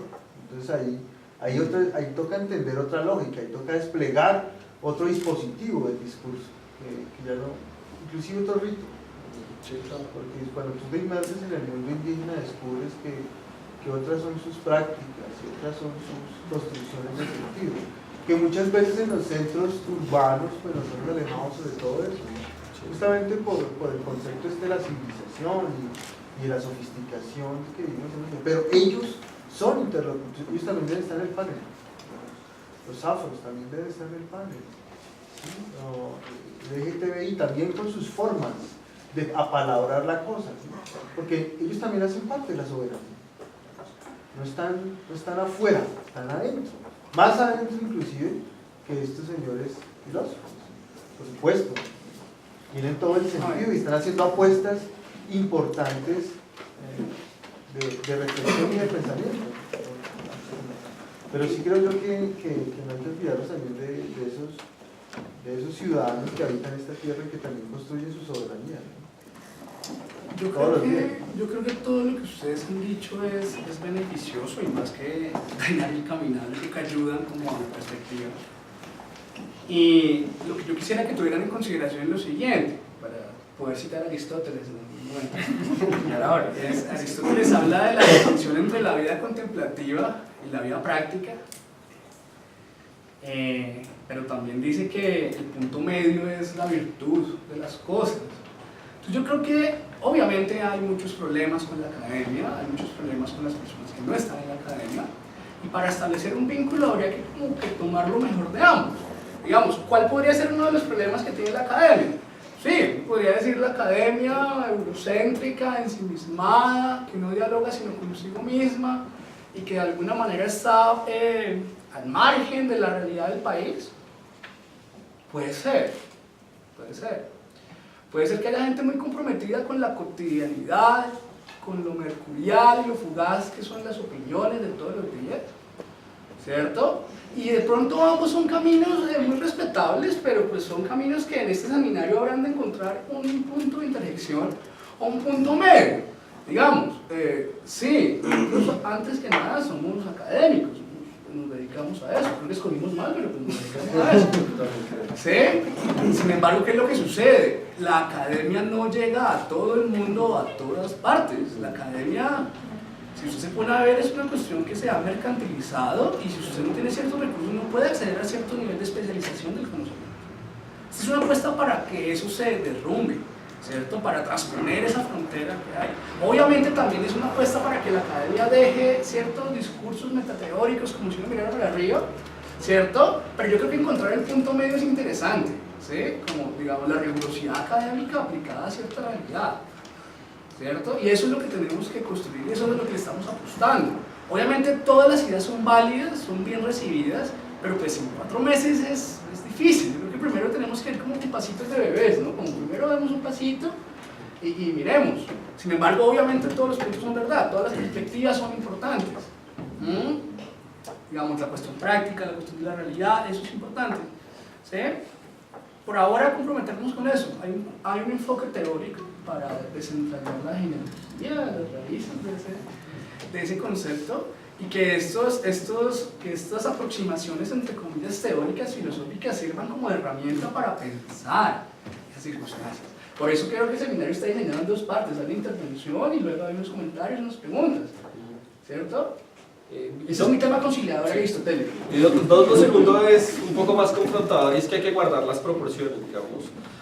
Los expositores no estamos capacitados para hablar de un montón de cosas y es mejor a veces ser cauto, ¿cierto?, que pecar por avesado. Entonces, no, yo estoy de acuerdo con lo que usted dice, excesivamente eurocéntrico, pero pues también el mito del eurocentrismo se volvió un mito, entonces ahora es intocable leer otras cosas porque aquí hay cosas y pues a mí ese mítico no me gusta mucho, aunque lo entiendo y lo respeto, pero yo creo que hay que hacer la tarea por también pensar desde donde pensamos, siendo europeos blancos, ¿cierto?, por adopción, o por fuerza más bien. Por fuerza, sí, por fuerza. Si me lo meten a colgar acá. No, yo creo que la tarea es guardar un poco las proporciones porque no podemos abordar todo el tiempo. Entonces seguramente, Juan, el próximo seminario será sobre filosofías latinoamericanas o colombianas y nosotros no seremos los profesores, serán personas que trabajen ese rollo. Y yo creo que usted, por ejemplo, está capacitado para hacerlo y eso es parte del CISEX, ¿no? Creo que esa es la tarea a la que nos queremos enfrentar. Si tengan más preguntas o sugerencias que les gustaría ver, digamos, en la discusión. ¿Nadie más?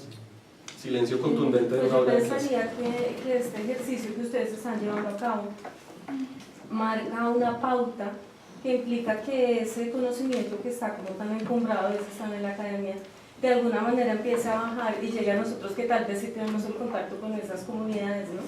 Que tenemos un trabajo directo de un impacto más social y con muchas más implicaciones. Entonces yo pienso que es interesante en ese sentido, porque nos está permitiendo cambiar realidades también, a partir de un discurso y de una teoría que tal vez no manejamos, pero que puede ser una herramienta interesante. Sí, creo que esa es la principal apuesta. Ese es el trabajo que nos queda a todos a partir de acá, digamos, no es...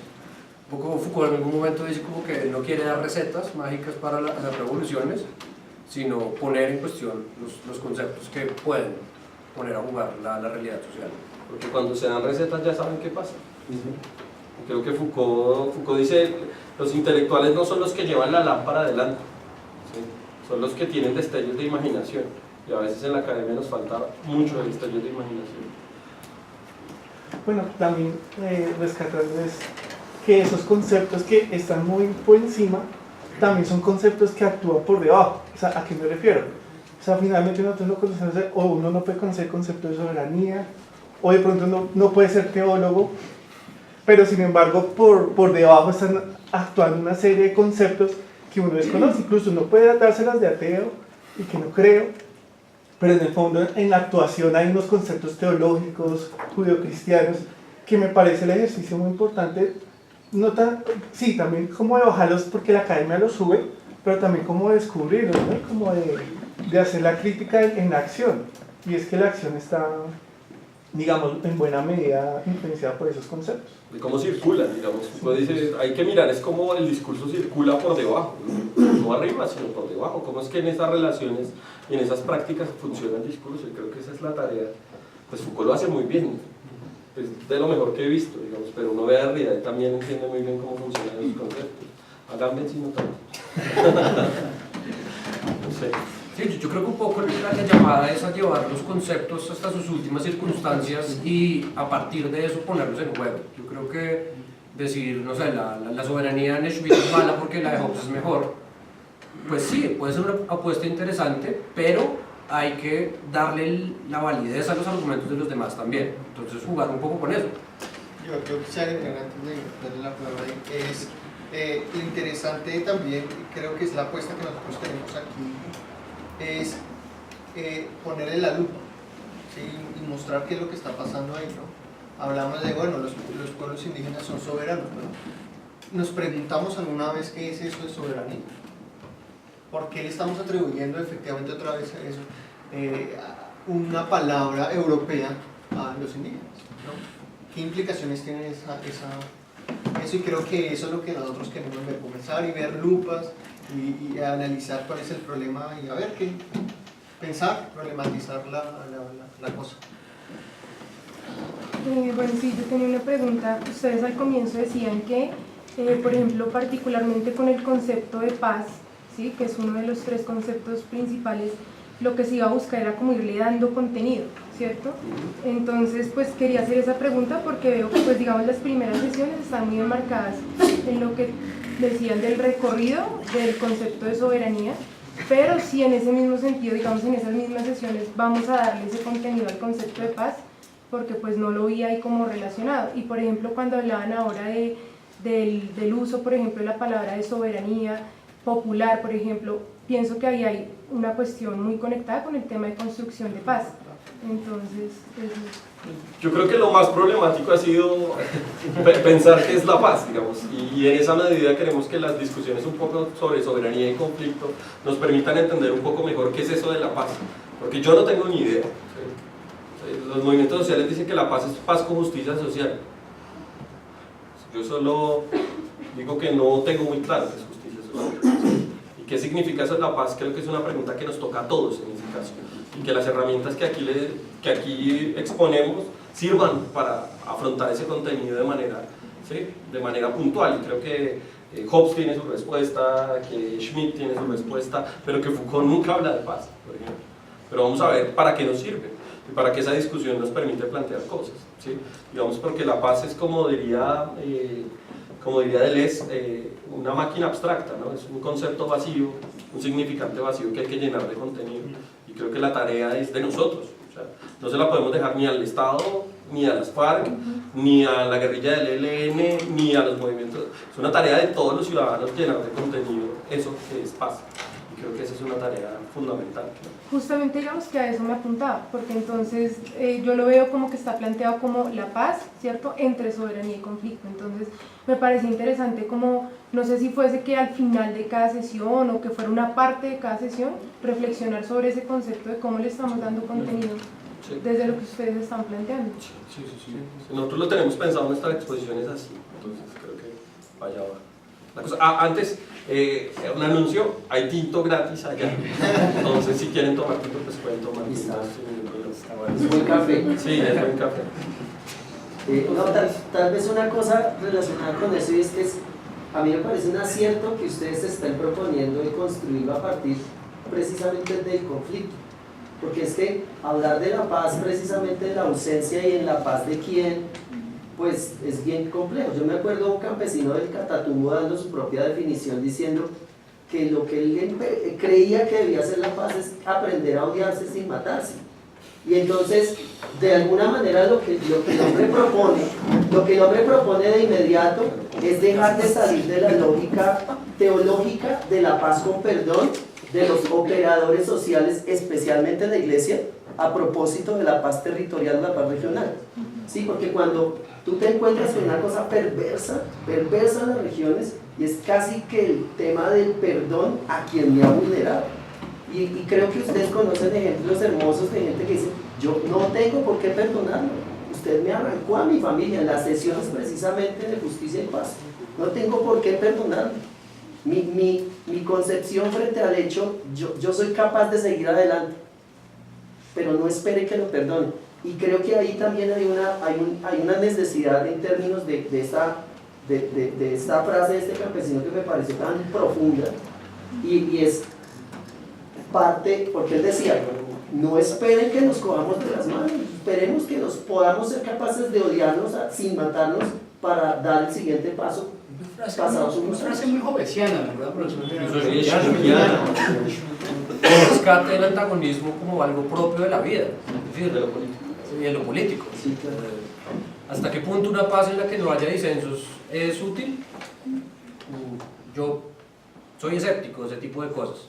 Entonces son todos los conceptos que están jugando al tiempo, ¿no? Y el eje transversal de esto es la soberanía. Esto de alguna manera darle un espacio, porque yo sí creo que pues claramente el tema paz es central, pero también entiendo la limitación que implica no darle contenido, y por eso qué bueno abordarlo desde el conflicto.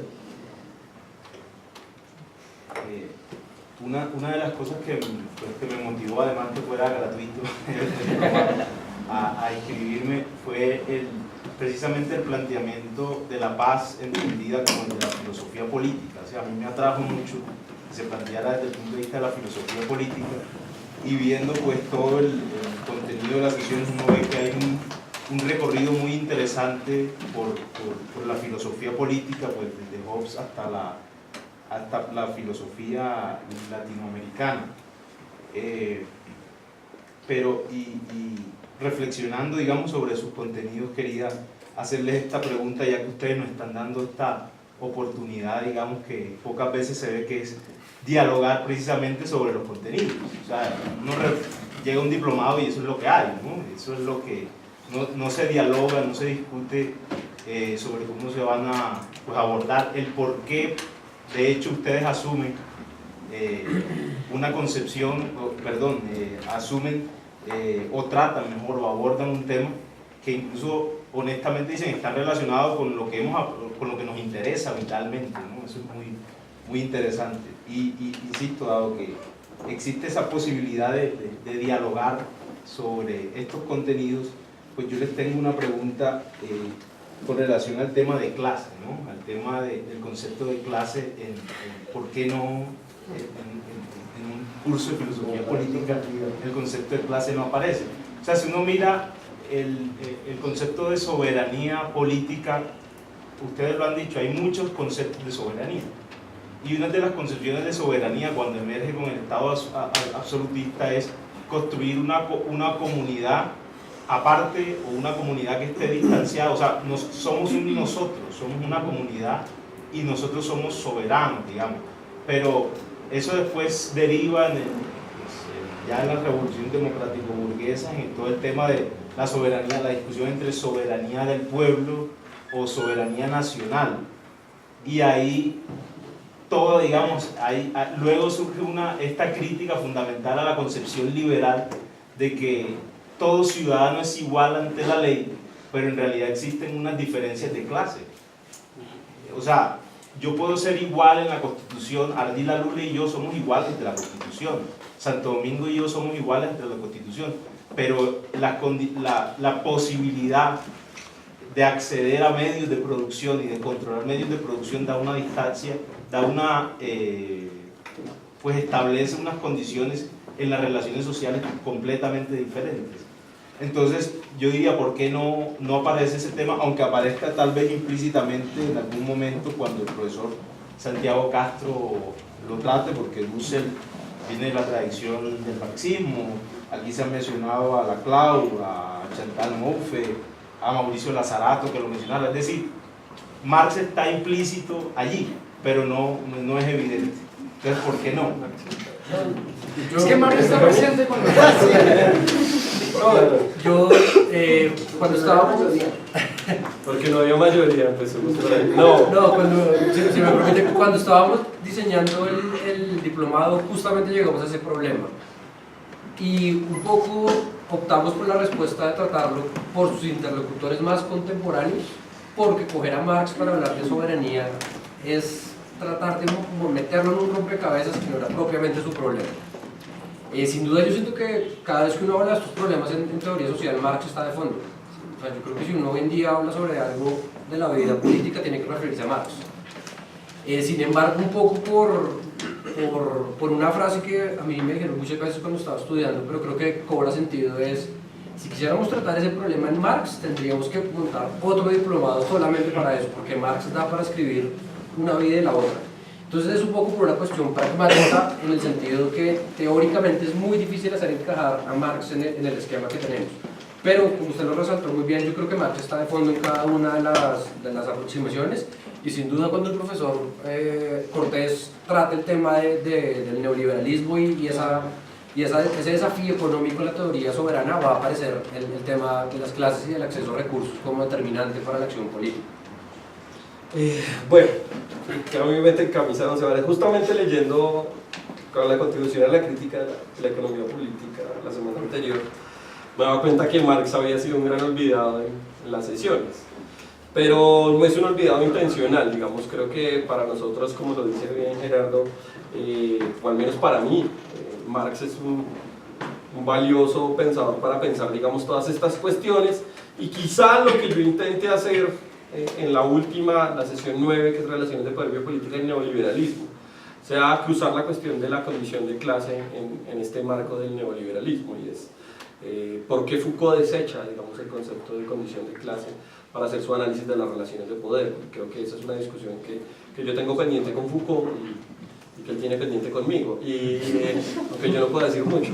Sí, no, yo creo que lo mismo que dice Gerardo, parece que era un poco forzado la estructura que teníamos.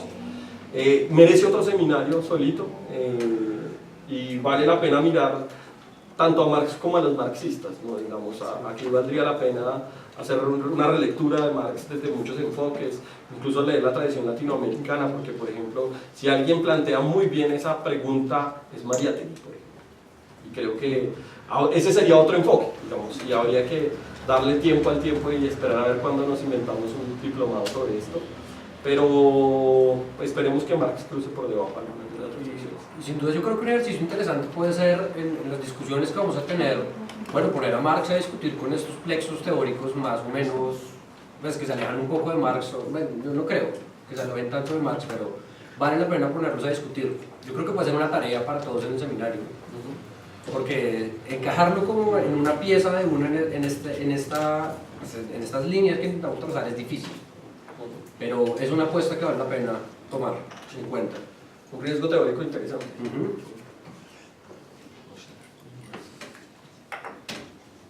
¿Nadie más?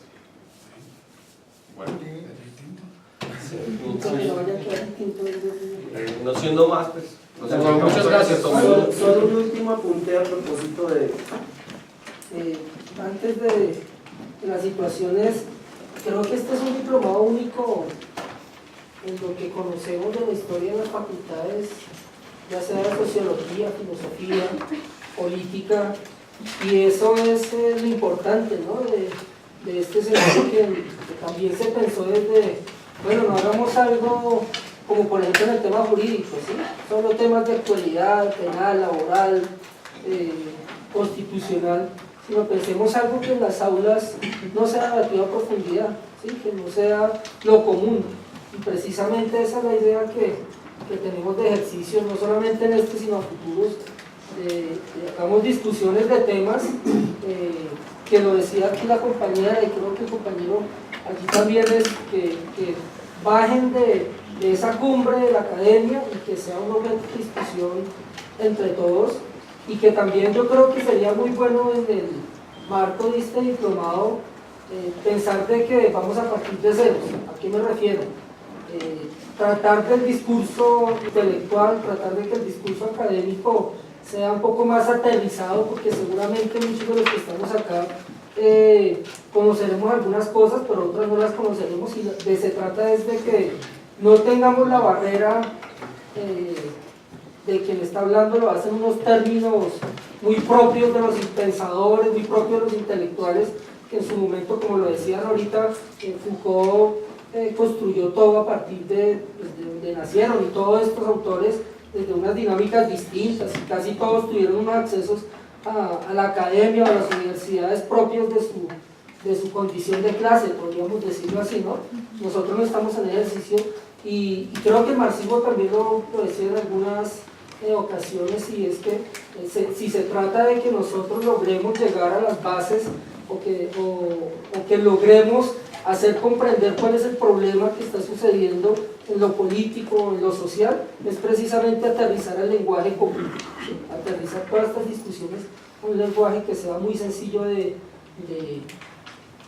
diálogo, muy de lo cotidiano, y creo que eso también es un reto que sería importante que aquí los profes podamos avanzar en esa situación, ¿no? Porque igual entiendo que es también un ejercicio de estudio que ustedes llevan con bastante juicio, y que no es fácil de pronto aterrizarlo a un tema muy coloquial, muy común. Sí, ya rompimos la barrera económica, ahora nos toca la del lenguaje. Y hay una cosa tal vez que me parece bien interesante, es tratar de sacar a flote lo que son las prácticas mismas de este diplomado. Y es que ustedes hacen una propuesta metodológica con unos ciertos temas que ponen sobre la mesa en la primera sesión, que trabajan colegiadamente, y yo los invito también a pensar de qué tipo de universidades venimos nosotros, donde básicamente se arma un currículo, se llaman a diferentes docentes que no dialogan entre sí para construirlo, y que no logra tener esta riqueza en términos de cómo podemos generar un debate muy rico desde diversas posiciones, donde incluso quienes estamos escuchando las sesiones podemos tener una interlocución distinta, de ir abriendo escenarios para ir enriqueciendo este debate. O sea, yo creo que eso es bien interesante, el cómo poder también ir haciendo, creo yo, una reflexión a propósito de lo que es la práctica, de lo que podemos hacer, que estamos en un escenario distinto. Entonces también me parece bien valioso resaltarlo y agradecer de nuevo que como equipo se están dando esa tarea, que no es fácil, porque realmente nuestras institucionalidades educativas no están pensadas de esa forma. Sí. Y esto va a sonar chistoso, pero tengo que decirlo porque si no me atraganto. No se desanime, vamos con toda, démosle toda hasta el final. Sí, porque uno viene de todos estos procesos y llegan uno, llegan dos, llegan 40 a la primera sesión y 10 la siguiente. Y uno de profe le da muy duro, de verdad. Entonces ténganos compasión. No, mentiras, invitadísimos a seguir camellando, y muchísimas gracias por venir.